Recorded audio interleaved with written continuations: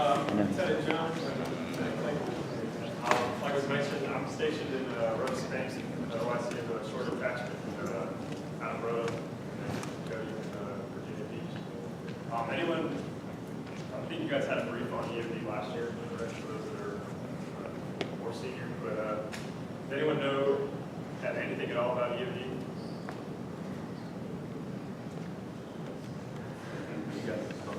All right, so basically, EOD is explosive ordnance disposal. We do everything from unexploded ordnance to integrating with an assault force to go on a hostage rescue, things like that. We do diving, parachuting, things of that nature. We kind of break our community down into different types of teams. We have your basic mobility team, all the way to a Navy Special Warfare team that's deployed with SEALs, to Army Special Forces team, which is what Joey's on. We have carrier teams, a line countermeasures team, which is primarily underwater response. And so we'll cover some of that here. If you have any questions, please stop us, interrupt us, and ask as we go. Any questions so far? All right, so like I said, EOD is explosive ordnance disposal. We started back after, kind of during and after World War II with Admiral Draper Kaufman, who's kind of the forefather of the SEALs and EOD. He started actually with the British. He was a volunteer for the British, and then he shifted over to kind of mine clearance, diving, clear the beaches of Normandy. We are the smallest URL community in the Navy. There's only about 460 EOD officers right now. It kind of fluctuates between 400 and 500 depending on the needs of the Navy.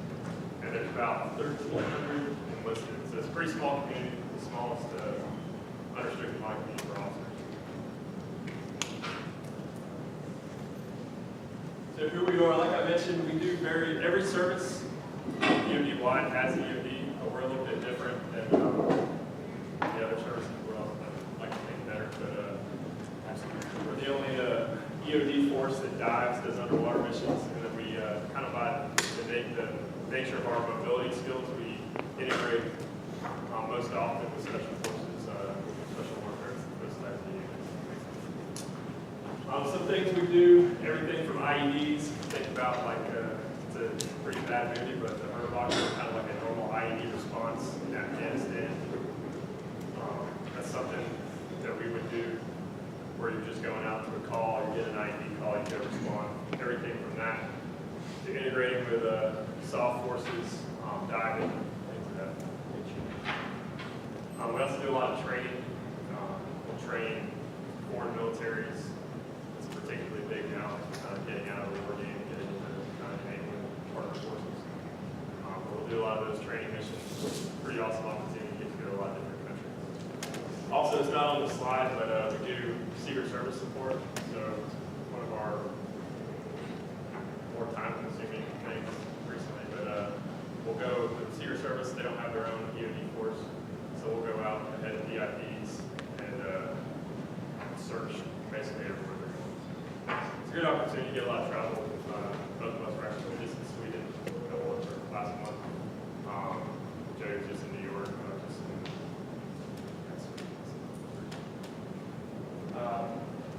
Expeditionary MCM. Are you guys familiar with the MCM triad? I'm sure you've seen it in your PowerPoints in class, maybe. Anybody knows what the MCM triad is? Okay, well, just know it's going away and we'll replace it.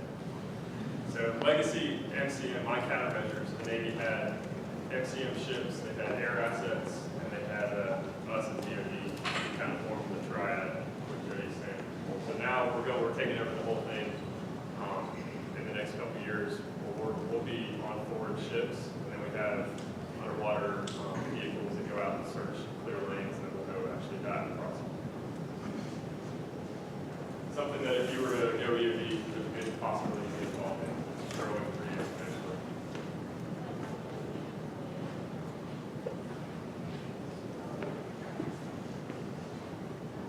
I don't know what happened with that, but imagine the world, yes. Imagine this is America.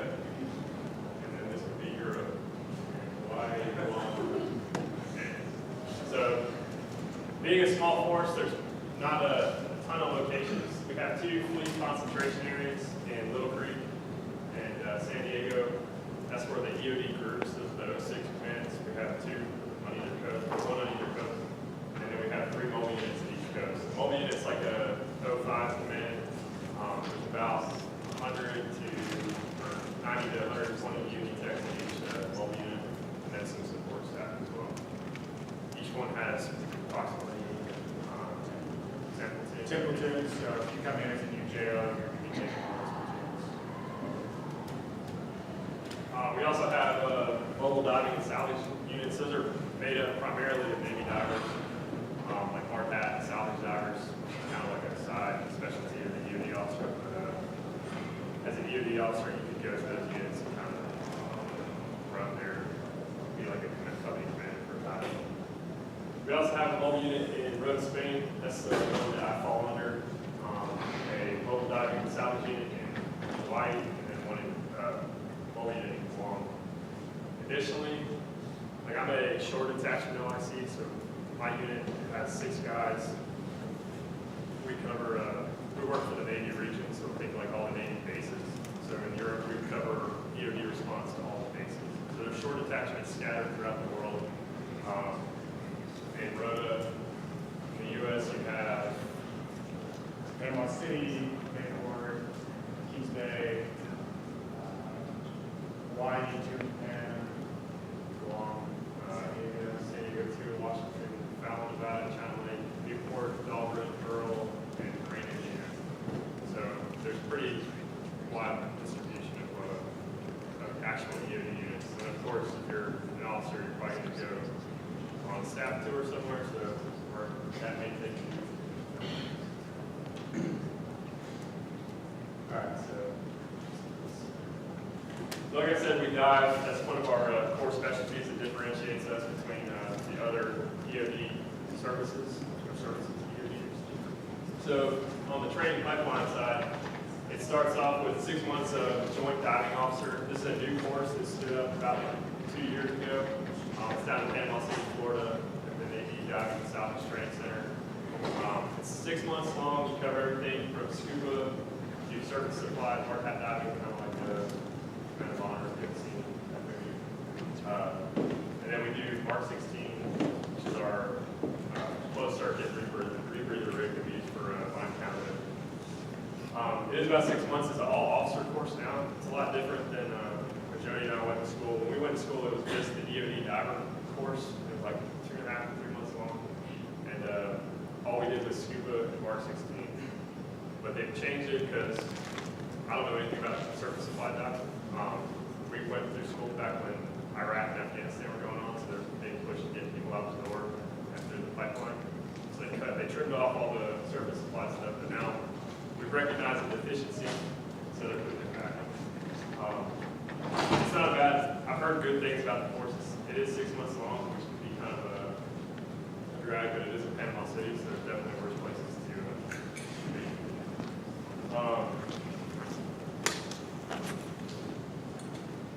So following dive school, you'll go to EOD school.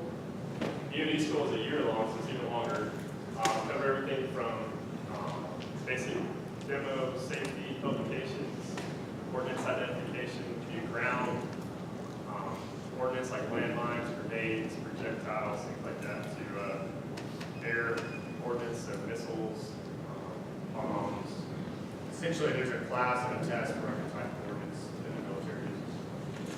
It is a grind. It's a very long, long school. It's not academically the easiest school. It's kind of a gut check. So dive school is a lot more physically challenging. So if you were to fail out for physical reasons, you'd probably do it in dive school. If you were to fail out for academic reasons, then you'd probably do it in years. Overall, throughout the entire pipeline, I think we went to the dive school together, and we had, of our class that went to dive school, the total end product, counting people that rolled and things like that, it's probably about 50%. So that's a couple of, it's a 2-month pipeline, so we had people get in trouble, we had people fail out for physical reasons, academic reasons. We also do, like Jay said, we do all types of ordnance. We also do chem and bio stuff with ordnance, and then with kind of improvised chemical, biological labs, things like that. IEDs, obviously, that's kind of the big focus now of our job. We've gotten a lot more away from basic ordnance and a lot more into the IED ever since Iraq. So everything's kind of a lot more focused to that threat. We also do nuclear weapons. Pretty limited roles we have in nukes unless you go to a specialized unit that kind of specializes in those weapons. But on a day-to-day, I don't do a lot of nuclear weapons stuff. We also do weapons of mass destruction. There's a division there that kind of focuses on the radiological threat, kind of thing.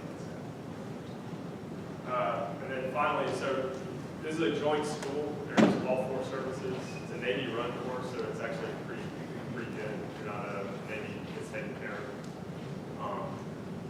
But all 4 services will go all the way through school in the exact same curriculum until they get to, I think it was WMDs when we left. I don't know if they keep changing. WMDs is in nukes now. But basically, you'll watch all your friends graduate, and then you get another few months. All the Navy students will go to underwater, which is another 2 months to get back in the water diving. That's where you do all your like mine clearance, limpet mines, things like that. So it ends up being an extra 2-3 months training. Any questions? As I follow on, the pipeline it continues on. Once you graduate EOD school, that's when you'll be designated as you get your basic EOD badge. You're still an 1190, like undesignated unqualified EOD officer. But you'll be a basic tech to wear the basic crap. And from there you'll go to Fort Benning, Georgia, where you go to basic airborne school, do static line jumping, which is really not that much fun. You're with the Army, so it's probably the worst 3 weeks of the entire pipeline. I mean, you wake up at like the Army, if you jump at 8, you have to be there at like 2. It's pretty awful. But you'll go there, then you'll go to Gulfport, Mississippi for an expeditionary combat skills. It's like a month long. You do a lot of shooting, a lot of land nav, medical stuff. And it's kind of your basic like introductory to like expeditionary type skills. Following that, you'll go to attack training, which is an EOD focus course. It's run by the training unit out in San Diego. And you'll do some more. It's about 3 weeks long. You do a lot more shooting, land nav, and then you also do first cast stuff. So like propelling, fast roping from helicopters, and then casting and jumping out into the water. That's actually a pretty fun time. Following that, that's the end of the pipeline, and then you go to your mobile unit. So between commissioning and when you get to your mobile unit, average is about 2 years. So it's pretty lengthy process when it's all done. But once you get to your unit, you'll check in. You'll be a platoon officer in charge. So like all the platoons we were talking about earlier, you have your basic mobility platoon, which is probably what you'll go to as a new check-in. Some of the more specialized platoons, or after you've done your first tour, you get some basic level skills. But when your team, basically they'll build a team from scratch.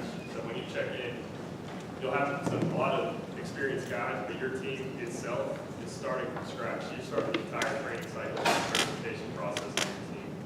So with that, you'll do a ton of drills. It's all pretty much training. And you also get the opportunity to go to some more schools. There's supervisory quals for diving, there's scuba, Mark 16, there's a military free fall, depending on the PSC. There's advanced IED courses, and advanced electronics courses. There's some advanced camp bio, advanced WP courses. You get an opportunity to go to a lot of different civilian-run schools. Schools put on by technical experts, scientists. We go to schools where the scientists are the most brilliant dudes in their field, PhDs, and they teach you how to use your radiation protection tools. So it's a pretty good opportunity. A lot of training, and then once you're finally a certified platoon, then you deploy. So like I did we were at the same mobile unit for 5 years, and deployed to, my first team deployed to Afghanistan, just a basic EOD response platoon. We did nothing special, just IED calls, IED calls. And then my second platoon, we deployed to East Africa. We did the HOA mission, and did a lot of training stuff out there, kind of diving. So there's lots of different opportunities you get once you first check in. Which already went to Pollard. Yeah, I spent, when I first checked in, I was on the underwater team, so I spent 2 years exclusively diving. It's all good. Awesome. Following that was on a team supporting the 75th Ranger Regiment, so all I did was run around and hike. That deployment ended up not happening. I got another team. We went down to South America to do training stuff, and halfway through that, someone else got fired. I got moved to another team, and now I'm on a team that supports 7th Special Forces Group, 4-man team, run around doing that mission. So you've been exposed to a lot of different mission sets. It keeps you constantly guessing on what you're going to do next. You have not a stale day in the EOD. All right, so alluded to a little bit, first sea tour deployment. So here's some pictures.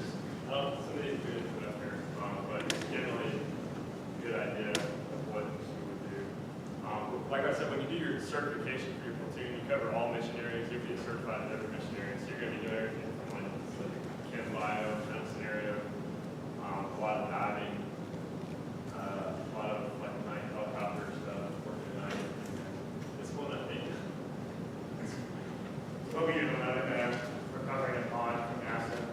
You'll find EOD is kind of like the Navy Swiss Army knife. Anytime they have a mission that they don't know who's going to do it, they kind of look to you like, hey, can you guys do this? And we're like, yeah, we can probably figure that out. I mean, you would never do stuff like that during a NASA mission. So these are some pictures from our teams. I know most of the pictures in the slideshow you can probably just get on Google and it's probably just a generic picture. But these are actually like our teams. So we're not lying up here saying you're going to do all this cool stuff and then you don't actually get to go do it. So this is an exercise my team did diving on that's actually a live, well, it's supposedly filmed board line. It's one of my guys jumping in Sienella. Jody's team jumping in somewhere. It's out in Arizona. Navy EOD runs our own free fall school. It's 2 weeks long. It's an advanced, you have a military free fall school, and we have an advanced school that teaches you different camping control methods, nighttime research, halos, all that stuff. Really, really cool. Obviously, every day is not this exciting, but the opportunity to do some exciting stuff. Some more pictures. This is what he was talking about, going to like national level labs, doing advanced chem bio stuff. It's actually live nerve agent, and you're under supervision of like some crazy smart national lab scientists and kind of helping you. All right, so everyone's favorite slide here. Basically, when you commission as an ensign, you're going to start, they say 18 months, 20 months. It ends up being about 2 years when you count in like holidays. They have like any training command has like a pretty lengthy holiday stand down in the winter and all the other holidays and stuff. This is assuming you make it straight through with no delays, you don't roll in training or anything like that. So it's about 2 years. So you're checking in either just before you're a JG or when you are a JG. And then you'll do 2 platoon rides. So each platoon ride is about 24 months, depending on how you time it when you check in. If you start right away, it can be about 20 months, but usually it ends up being about 2 years. So you'll do 2 of those. Your first one is just your basic platoon. So you'll have 8 guys. You're the only officer on the team, and you'll have 8 enlisted guys. You'll have like a senior chief or a chief, and then a E6 LPO, maybe another E6, a couple E5s, maybe E4, depending on how the team's broken down. Following that, those deployments, so both teams now are deploying to Djibouti, Bahrain, UAE, on carriers, range over there. So there's different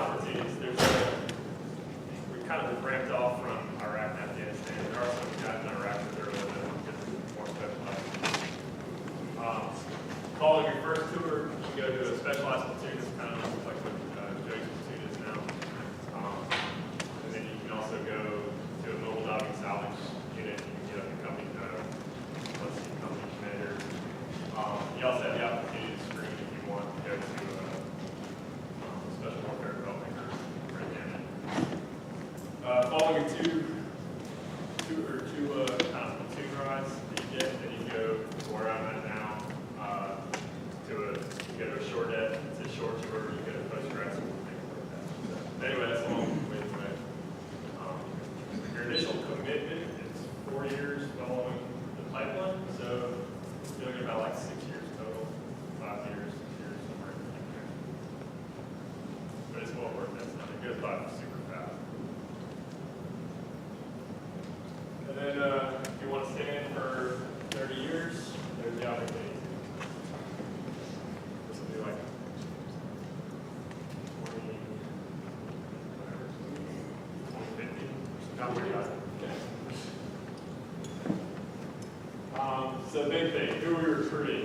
So, like I said, we're on very small teams. So that's a big thing that we're looking for. Guys that can work in and girls, it is open to women too. They can work in small teams. The platoon, Joey's platoon is 4 guys. Every platoon I was on was 8. There's some that are up to 14 as well now. So every SEAL platoon has EOD techs integrated within it.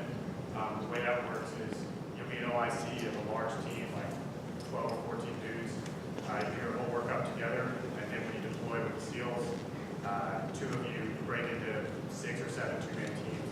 2 people will be on each platoon with SEALs, and you'll spread out. My buddy's in a platoon now where half his guys are in South America, half are in like Iraq, and half are in Europe somewhere. So it's a little bit of a leadership challenge trying to control dudes along with the recon.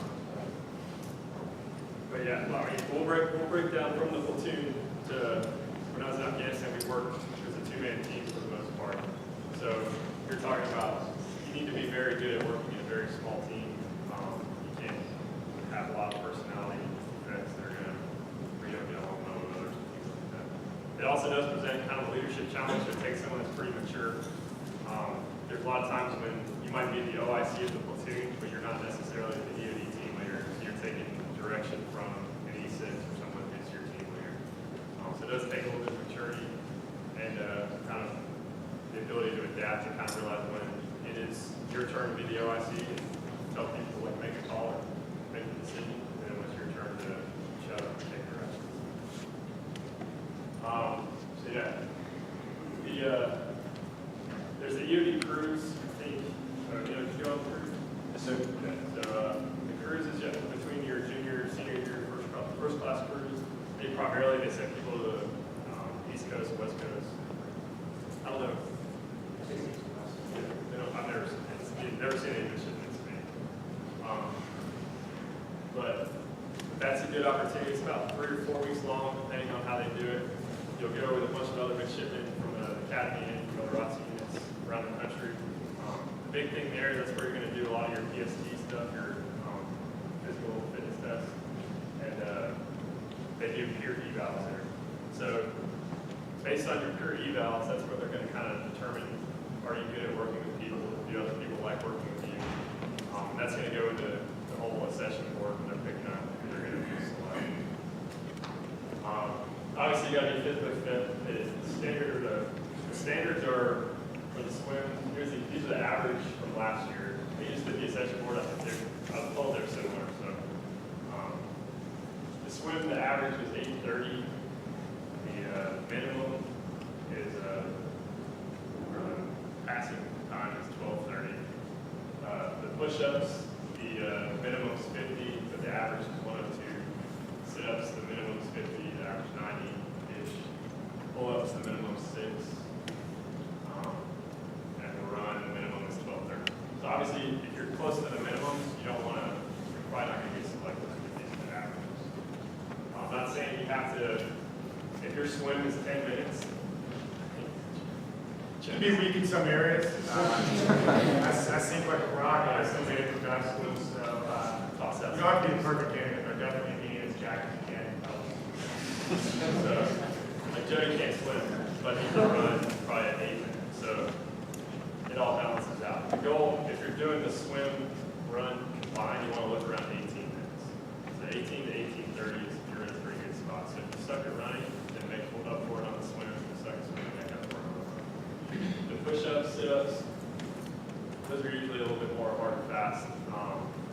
Just when you're racking people on paper, obviously if someone's got 60, and then they're going against a bunch of people around 100, it's going to be hard to make it work. But Pull-ups show the most effort because it's the hardest thing to make. Everyone knows you can do this little push-ups, but you go there and put up a solid pull-up score, you have a much better chance to get this. So they'll this year, or the last couple of years, they've done it a little different on the session board. When we did it, we went up and did an interview in Virginia Beach. Did another PT test. This time they're taking all the PT tests from your cruise. It's kind of like your scores are going to go up, and then they actually do interviews. It's good to have an interview before from your cruise, but they'll do like a Google Hangout or FaceTime or one of those things. They'll pull you up during the board and actually talk to you and ask you questions. The big thing with that, they're looking for people that give honest answers. They're not looking for anyone that's going to kind of like give that political BS answer where you're just kind of like saying some fluff, but you're not really saying anything. They won't feel they're just kind of genuine. If you have a deficiency, or like I said, if they ask you, like, why'd you run time stuff, like, just own it. Well, they're not looking for the, head shit splits and,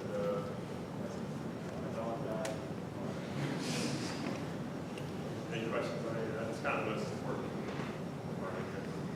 You don't necessarily have to do a cruise, but I think it definitely helps. I don't know of anyone that's ever been selected through us that hasn't done a cruise. So that's just off the top of my head. I don't think that's not a good stat.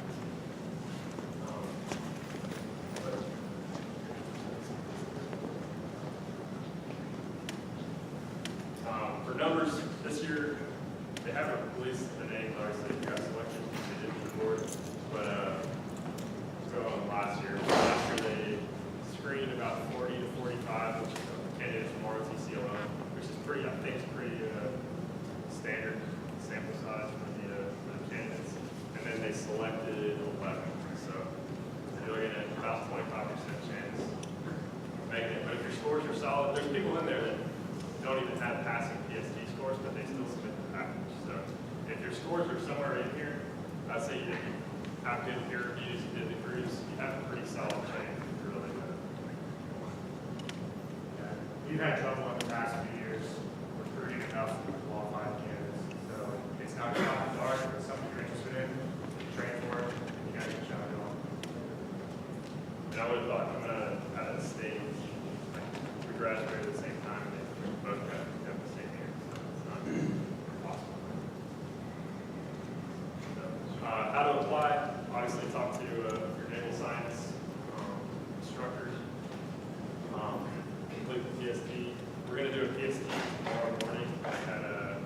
I don't know if that's good for now.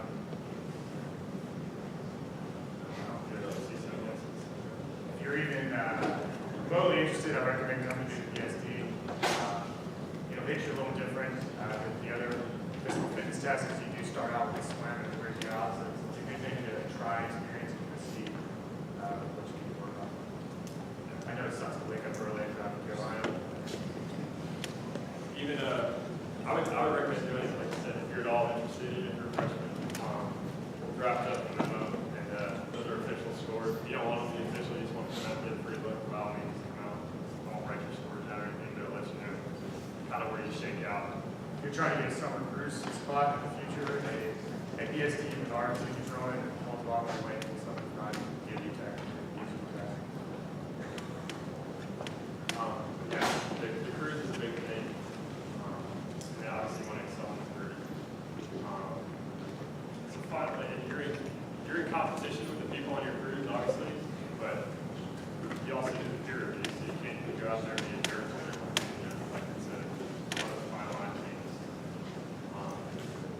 And then they do the accession board in September. They do that at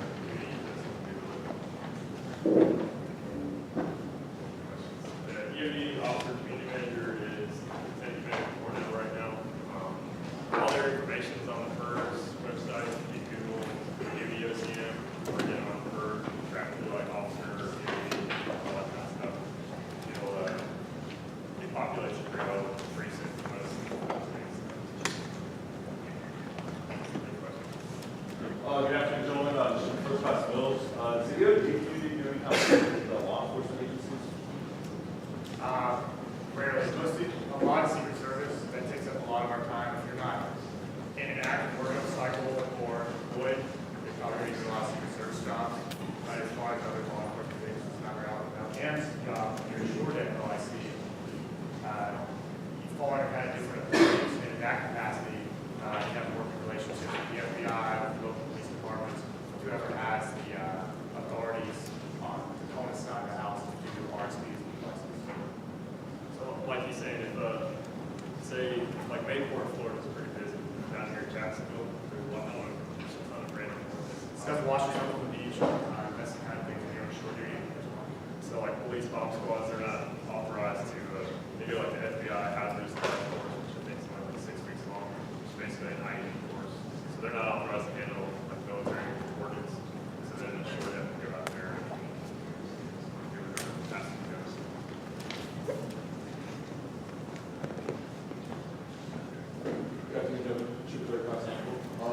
What are the numbers look like? What do the numbers look like for people who fail to get steel contact? I've seen it once. It's very rare.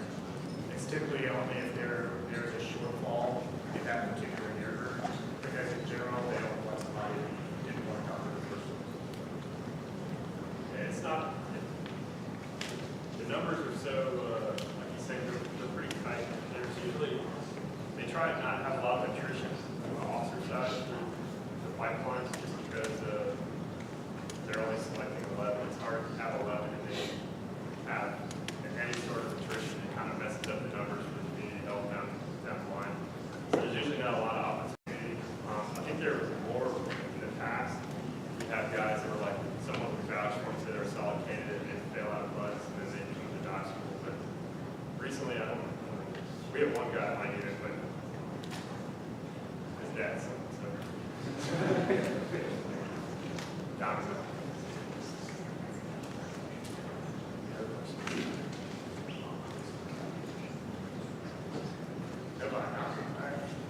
Thanks for listening to the brief. we'll leave our contact info with all the science instructors and then.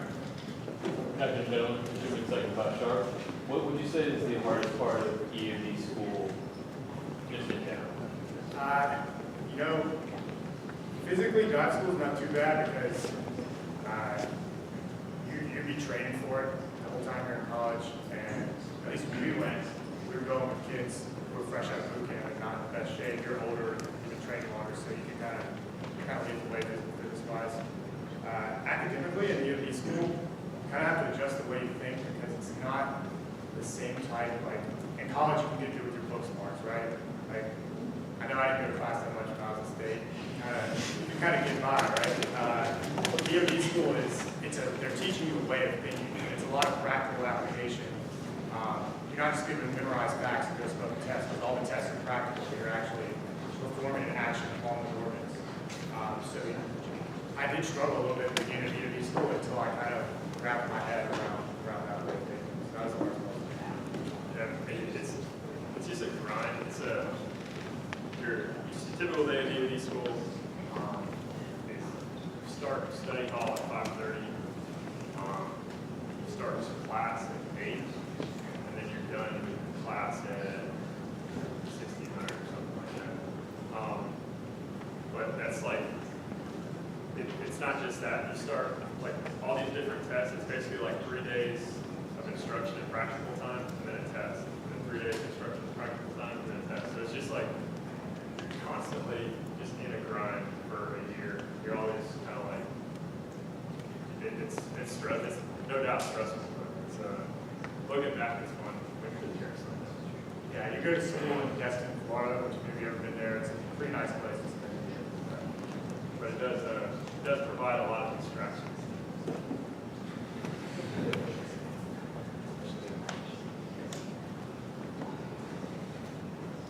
Anybody else? Safe rounds? We're here to answer your questions, so don't be shy. All right, we'll leave our contact info. If you have any questions that come up, more than welcome. Just email me, call me or email me directly. If we can't answer, we'll try to put you in contact with And come see us if you're interested in doing PSD. 6:15 tomorrow morning at UNC.